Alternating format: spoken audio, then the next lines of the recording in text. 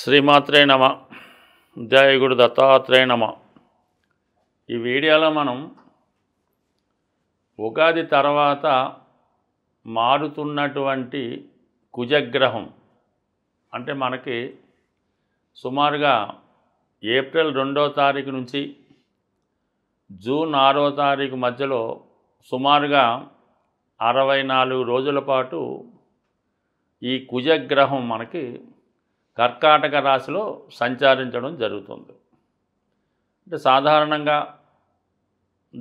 జాతకుడి మీద గోచారరీత్యా ఎక్కువ ప్రభావాన్ని, ఆదాయ వ్యయాల్ని, అలాగే రుణబాధలు, ఆర్థిక సమస్యలు, బంధువులతో విరోధాలు, భార్యాభర్తల మధ్య విభేదాలు, అన్నదమ్ముల మధ్య ప్రాబ్లమ్సు, అలాగే రియల్ ఎస్టేట్లో పెరుగుదల తగ్గుదల, అలాగే వివిధ మార్కెట్లో షేర్ల మీద కూడా ఈ కుజగ్రహ ప్రభావం ఎక్కువగా ఉండడం జరుగుతూ ఉంటుంది.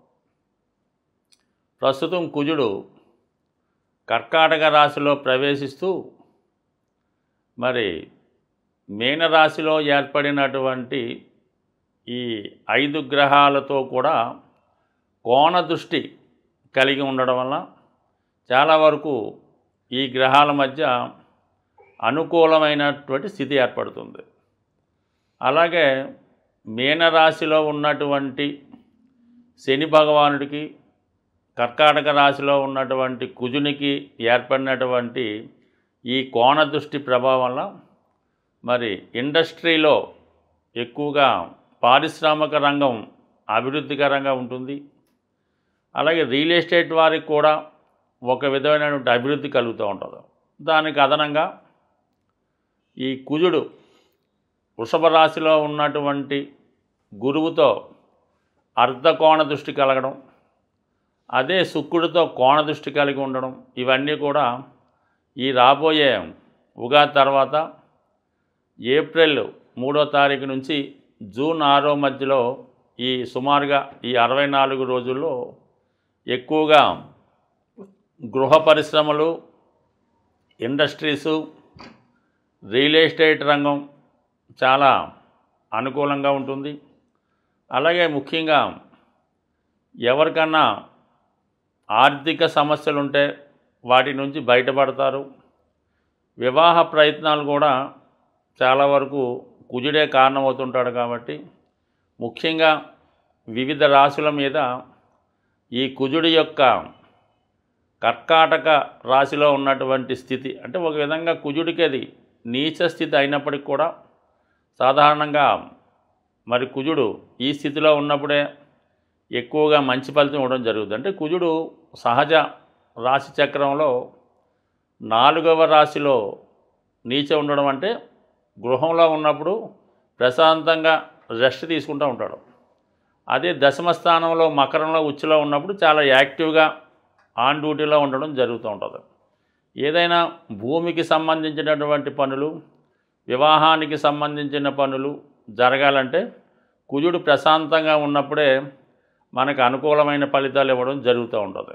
మరి ఈ కుజగ్రహ స్థితి 64 రోజులు మరి ఏ రాశి వారికి ఏ విధంగా ఉంటుంది అన్న విషయాన్ని మనం ఈ వీడియోలో పరిశీలించే ప్రయత్నం చేద్దాం. కన్యా రాశి వారికి కర్కాటక రాశిలో ప్రవేశించినటువంటి కుజగ్రహ ప్రభావం పరిశీలించినప్పుడు లాభస్థానంలోకి ఏ గ్రహం వచ్చినా దాని యొక్క కారకత్వాలు, దాని భావ ఫలితాలు జాతకుడికి ఇవ్వడం జరుగుతూ ఉంటుంది. కుజుడు తృతీయాధిపతిగా, అష్టమాధిపతిగా లాభస్థానంలో ఉన్నప్పుడు తృతీయాధిపత్యం ఏంటంటే మీలో ఉన్నటువంటి సామర్థ్యానికి సక్సెస్సు, స్నేహితుల వల్ల, అన్నదమ్ముల వల్ల మీలో ఉన్నటువంటి టాలెంట్కి తగిన గుర్తింపు రావడం జరుగుతుంది.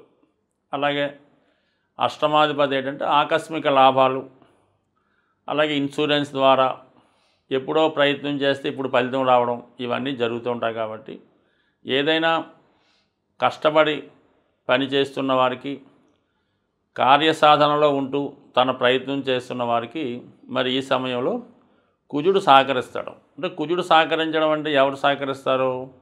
మీ యొక్క ఫ్రెండ్స్, అంటే ముఖ్యంగా యువకులుగా ఉన్నవాళ్ళకి, అంటే ఒక ఏజ్లో ఉన్నటువంటి ఉత్సాహవంతులైన వారు సహకరిస్తారు. పోలీస్ డిపార్ట్మెంట్ వారు సహకరిస్తారు. న్యాయవాది వృత్తిలో ఉన్నవాళ్ళు, రియల్ ఎస్టేట్ చేస్తున్నవారు, ఏదైనా కొంత యాక్టివ్ పార్ట్లో ఉన్నటువంటి వాళ్ళు మీకు సహకరిస్తారు. అది మీ ప్రయత్నానికి వాళ్ళు సహకరిస్తుంటారు. మీరు ఏదైనా ఒక క్రీడా రంగంలో ప్రవేశించాలి, పోటీలో విజయం సాధించాలంటే వాళ్ళు మీకు ట్రైనింగ్ ఇవ్వడానికి సహకరిస్తారు. మీరు ఒక వివాహ ప్రయత్నం చేస్తున్నాం, లేదంటే ఒక ఇల్లు కొనుక్కోవడానికి ప్రయత్నం చేస్తుంటే మీకు ఆ బ్యాంకులో ఉన్నటువంటి సూపర్వైజర్లు మీకు సహకరించే ప్రయత్నం చేస్తారు. అంటే మొత్తం మీద ఏంటంటే ఏదన్నా మీరు ఈ సమయంలో ఒక స్థిరాస్తి కొనుక్కోవాలన్నా, ఇల్లు కొనుక్కోవాలన్నా, ఒక ఉద్యోగంలో ప్రవేశించాలన్నా ఈ కుజుడు మీకు చాలా లాభదాయకమైన స్థానంలో ఉన్నాడు. అంటే ఏదన్నా ప్రయత్నం చేస్తే వస్తుంది, కానీ మనం ఏదో వస్తుందని చెప్పాం కదా అని మీరు ఇంట్లో కూర్చొని ఈ రాశి ఫలాలు, మాస ఫలాలు, సంవత్సర ఫలితాలు చూస్తుంటే ఏమీ ఫలితం జరగదు. ఊరిక హాయిగా నిద్ర వస్తుంది తప్ప ఇంకేం ఫలితం ఉండదు. కాబట్టి కేవలం ఏదో ప్రయత్నం చేస్తే మన వార ఫలాలు, మాస ఫలాలు జరుగుతుండే. అది మీ జన్మజాతకంలో రాసి ఉంటే, మీ జన్మజాతకంలో మీకు ఏదైనా గృహయోగం ఉంటే ఆ ప్రయత్నం నెరవేరుతుంది. అసలు జాతకంలోనే లేకపోతే మీరు ఎంత ప్రయత్నం చేసినా నెరవేరదు. అంటే కేవలం ఇది సూచనగా చెప్తుంటాం. ఇక ఇప్పుడు లాభంలో ఉన్నటువంటి కుజుడికి భాగ్యంలో ఉన్నటువంటి గురువు అర్ధకోణ దృష్టి ఏర్పడటం వల్ల మీరు చేసే ప్రయత్నానికి గురువు కారకత్వాలైనటువంటి ధనం, మీ యొక్క సంతానం, అలాగే మీ పూర్వపుణ్యం, మీ అదృష్ట కారణంగా మీరు ప్రయత్నం కంపల్సరీగా నెరవేరుతుంది. అంటే ఇంచుమించుగా మీకు గురువు కూడా ఏకాదశంలో ఉన్నట్టుగానే భావిస్తే ఈ సమయంలో మీకు అనుకున్న కార్యక్రమాలు నెరవేరుతాయి. ఈ సమయంలో ఏదైనా అనారోగ్యంతో బాధపడుతున్నవారు మరి ఏదైనా మీరు ట్రీట్మెంట్ చేసుకోవడం వల్ల కూడా దాని నుంచి బయటపడతారు. ఇక సప్తమంలో ఉన్నటువంటి శని, శుక్ర, బుధ, రవి ఈ గ్రహాలు కూడా రాహుతో పాటు మీకు లాభంలో ఉన్నటువంటి కుజుడిపై కోణ దృష్టి ఏర్పడింది. అంటే కోణ దృష్టి ఏర్పడడం అంటే ఇంచుమించుగా ఈ 5 గ్రహాలు కుజుడితో కలిసి కర్కాటక రాశిలో ఉంటే ఏ ఫలితమో ఆ ఫలితం వస్తుంది మరి. ఎందుకంటే జలతత్వంలో ఉన్న గ్రహాలన్నీ కూడా ఒక రాశిలో ఉన్నట్టే లెక్కేసుకోవాల్సి ఉంటుంది నాడీశాస్త్ర ప్రకారం. అంటే ఇప్పుడు మీకు ఒక 6 గ్రహాలు 11వ స్థానంలో వచ్చినట్టు మీరు భావిస్తే ఇక మీకు అర్థమైపోయి ఉంటుంది. వాటికి శుక్రుడు, బుధుడు, రవి, రాహువు, అలాగే శని. అంటే మీకు విదేశ సంస్థల నుంచి సహకారం లభిస్తుంది. ముఖ్యంగా స్త్రీలు సహకరిస్తారు, అన్నదమ్ములు, అక్కజెల్లెలు సహకరిస్తారు. అయితే కొంత కంబస్ట్ అవ్వడం వల్ల కొన్ని శత్రుగ్రహాలు ఒకే రాశి ప్రభావం వల్ల అంటే చాలా వరకు తర్జన భర్జనలు, కొన్ని విమర్శలు ఇవన్నీ జరుగుతుంటాయి. దానివల్ల మీరు ఏంటంటే మీకు అనుకూలంగా ఉన్న గ్రహాలని పక్కన పెట్టి మీకు ప్రతికూలంగా ఉన్న గ్రహాలని ఏదో విధంగా వాటిని ప్రసన్నం చేసుకుంటే, అంటే మీరేదో మీ యొక్క అక్కజెల్లులను, అన్నదమ్ములను, మామగారును ప్రసన్నం చేసుకుంటే ఈ గ్రహాలు మీకు సహకరించి మీ యొక్క అభివృద్ధికి కారణమయ్యే అవకాశం ఉంది. ముఖ్యంగా ప్రారంభంలో రవి కూడా మీకు మంచి స్థానంలోకి రావడం వల్ల కంపల్సరిగా అటు వివాహ ప్రయత్నాలు, ఉద్యోగ ప్రయత్నాలు, స్థిరాస్తి కొనే ప్రయత్నాలు ఫలిస్తాయి. అలాగే ఆగిపోయినటువంటి ధనం తిరిగి రావడం జరుగుతుంది. ఏదైనా కుజగ్రహం జాతకులకి అనుకూలంగా ఉండాలంటే జాతకుడు సరైనటువంటి వాస్తు సంబంధించిన గృహంలో నివసించవలసి ఉంటుంది. సాధారణంగా గృహంలో వాస్తు దోషాలు ఉన్నప్పుడు అది కుజగ్రహం మీద ఎక్కువగా ప్రభావాన్ని చూపుతుంటుంది అన్నమాట. సాధారణంగా ఒక గృహంలో ఆగ్నేయ దోషం ఉండడం వల్ల ఏంటంటే భార్యాభర్తల మధ్య విభేదాలు, భర్తకి బలహీనతలు, వ్యసనాలు, అలాగే వాయువు దోషం ఉండడం వల్ల రుణాలు నుంచి బయటపడకపోవడం, పిల్లల పెళ్ళిళ్ళు ఆలస్యం అవడం జరుగుతుంది. తూర్పు ఈశాన్యం అనుకూలంగా లేకపోవడం వల్ల నిరుద్యోగులు ఎక్కువగా ఉంటారు. అంటే మొత్తం మీద వాస్తు కరెక్ట్గా ఉంటే కుజుడు మీకు కరెక్ట్గా పనిచేసి ఎటువంటి సమస్య నుంచైనా బయటపడడం జరుగుతూ ఉంటుంది. సాధారణంగా మీ యొక్క జన్మజాతకంలో కుజుడు పాపగ్రహాలతో ఉన్న, దుస్థానంలో ఉన్న, కంపల్సరిగా మీరు నివసించే గృహంలో వాస్తుపరమైన దోషాలు 100% ఉంటాయి. సో దక్షిణ దిక్కు మొత్తం కూడా కుజుని యొక్క ప్రభావం ఎక్కువగా ఉంటుంది. అందుకే చాలామంది దక్షిణ ఫేసింగ్ గృహం అంటే ఇబ్బంది పడుతూ ఉంటారు.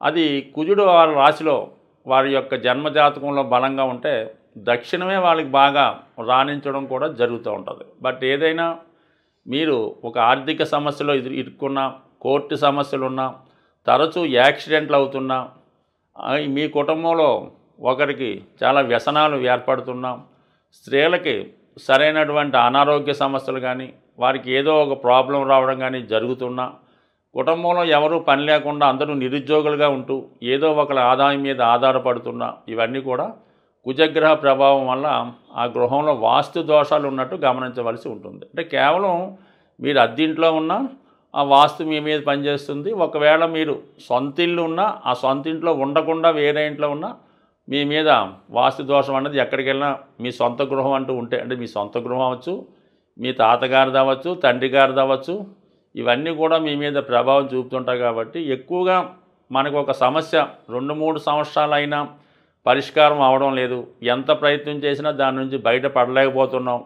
గ్రహాలు మారినా, దశలు మారినా అదే సమస్య ఉందంటే కంపల్సరిగా మీరు నివసిస్తున్నటువంటి గృహంలో వాస్తు దోషం ఉన్నట్టుగా భావించి దాన్ని ఏదో విధంగా సరి చేసుకుంటూ కుజగ్రహ అనుగ్రహం కోసం సుబ్రహ్మణ్య స్వామి ఆరాధన, అలాగే హనుమాన్ ఆరాధన కంపల్సరిగా ప్రతి మంగళవారం మీ ఇష్టదైవాన్ని ఆరాధించడం వల్ల, మంగళవారం నియమంగా ఉండడం వల్ల టెంపరీగా మీ ఉన్నటువంటి వాస్తు దోషాలు పరిహారం అవుతాయి.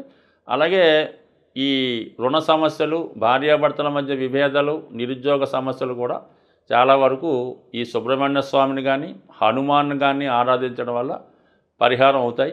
బట్ ఏదైనా శాశ్వత పరిహారం మాత్రం కంపల్సరిగా ఒక 2-3 సంవత్సరాలుగా ఒకే సమస్య మిమ్మల్ని వేధిస్తుంటే మీ గృహాన్ని కూడా సరి చేసుకుంటే కేవలం మీరు త్వరలోనే ఆ సమస్యలు సాల్వ్ అవడం అనుభవరీత్యా కనబడుతుంది. స్వస్తి.